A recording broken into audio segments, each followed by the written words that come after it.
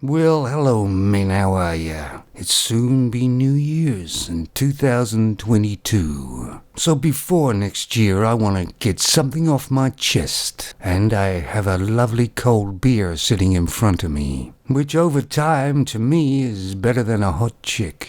It's way more reliable. And instead of causing me a great deal of trauma, it relaxes me. And as you guys are well aware, I'm not a young man. But even when I was a young man, I didn't believe the hype about femons. They were too damn good to be true. I should have known something was wrong because everybody that was pushing the hype was a femon.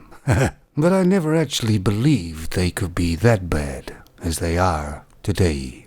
Because even in my day, they were fakers, liars, and spiteful and mean. And from what I noticed, these femons can be very nice, but there's always a spitefulness just under the surface that can be activated at any time. And the worst thing that I saw about femons as I sort of observed them over life, is they not only could be very spiteful and hurtful, especially towards men, there was another trait that is worse than mostly all of them. They got enjoyment out of being spiteful and causing pain. And to me, that takes a special human being to like causing pain. But, I said to myself, well, at least they're good mothers. But are they? Mostly all femons that I saw that were mothers used their children as pawns, as levers. It's like as if they were playing some sick game. And yes, unfortunately, mostly all of them do that. And the trouble is, nearing the end of my life, well, we never know when, do we? I am really struggling very hard to find some good trait about a femon. At the moment, the only thing I can think of is some of them can look quite attractive. But not forever, is it? And that is only superficial anyway, because I've always looked for something deeper. And I've come to the age now and I'm thinking maybe there isn't anything deeper at all. And of course, if you think back just in my younger days, there was loads of songs about femons, about how men loved them. They thought they were wonderful and so beautiful. Just think of the amount of songs there is. But there won't be any more songs written about femons like that. But I guess when I was a younger man, I'm kind of lucky in a way. Femons were probably the same, of course they were.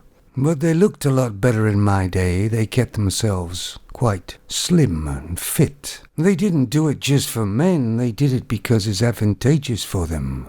But have you seen the amount of bigger femons out there today? And the funny thing is the femons are destroying the only thing they really have. Femons are a dying species, and us real men are not going to step in and save them. And femons are destroying themselves faster than even I thought they would. And the trouble is they're doubling down and trebling down. And they're so unaware that they don't realize that they're losing all the advantages that they ever had. Femons just love to destroy and hurt men. But it's getting a lot harder for them to get hold of one. Of course, the good news is there's a lot of good men out there. And they will stay good men. Because they won't get involved with a controlling femon. You see, good men just really want a peaceful life. And most good men deserve it. Femons have become so loud and obnoxious and entitled and aggressive that the only solution for men is to avoid them, as they're only offering one thing anyway. And let's just say femons were like in the car factory. It was a femon model, and the car factory just wasn't selling that model anymore very much. The car company would change the model, wouldn't they? Or they'd discontinue the line. Well, in my world, the femons have been discontinued. And if you guys have got the really older models, they're the better ones. Well, I hope you guys out there have a great New Year's. I normally celebrate it with quite a few people and family, but this year, I think it's going to be a quiet one. That's because of the old pandemic as well, I guess. We'll be talking real soon. Take it easy.